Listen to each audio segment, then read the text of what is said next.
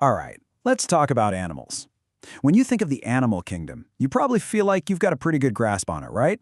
Lions, dogs, eagles, the usual suspects. But what if I told you that our whole idea of what an animal is based on a tiny, tiny fraction of what's actually out there? Hey there, welcome back. This is part 18 of our 20-part biology series from Virtualization Options LLC. And today we're going to completely rethink the animal kingdom. So let's start with a little experiment. Just for a second, I want you to picture an animal. Go ahead, any animal at all. You got one? Okay, great. Hold on to that thought. Now, I'm going to take a wild guess here. Did you picture something like a fish or a bird, maybe a mammal like a dog, or even a lizard? Something with a spine, something familiar. And look, that's totally normal. But that's also where our perspective gets a little bit skewed. Now check out this number, 97%. That is a massive, overwhelming majority. But a majority of what? What could this possibly be? That's right. The animal you were just picturing, the one with the bones, it belongs to a group that makes up a measly 3% of the animal kingdom. A whopping 97% of all known animal species on this planet don't have a backbone. They are the true rulers of the animal kingdom. So that's our mission today. We're going to dive deep into this hidden majority. It's time to shine a spotlight on that 97% that we almost always overlook. And our first stop is exploring this incredible, sprawling group, the invertebrates. You know, this is where the real party is when it comes to animal diversity. So what exactly makes an animal an invertebrate? Honestly, the definition couldn't be simpler. It's just any animal that doesn't have a backbone.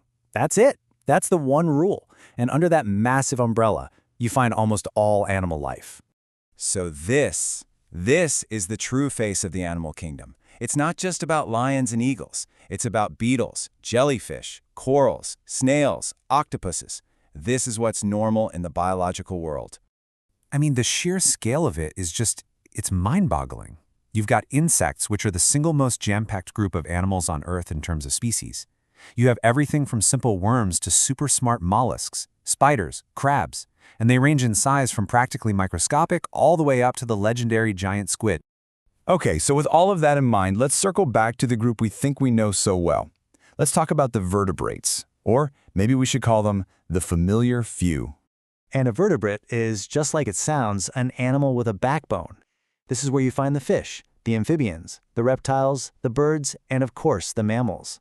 And yep, that last group, that includes us.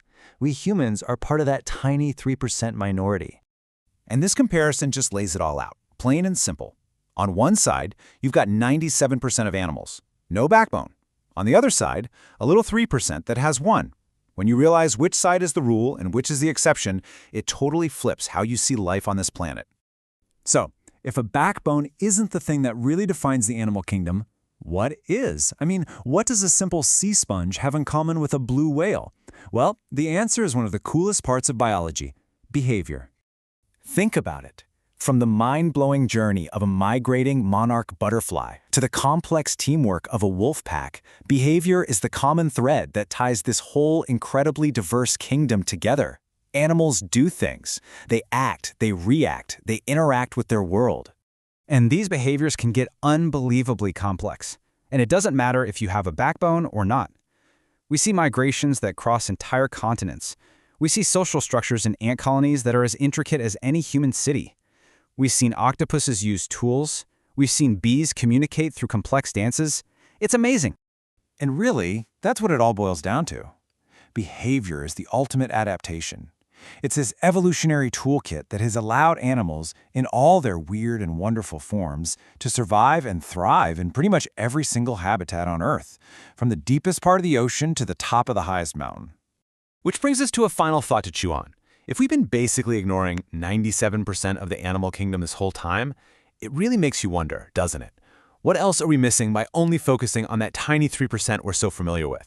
What incredible things are hiding out there in that vast invertebrate majority?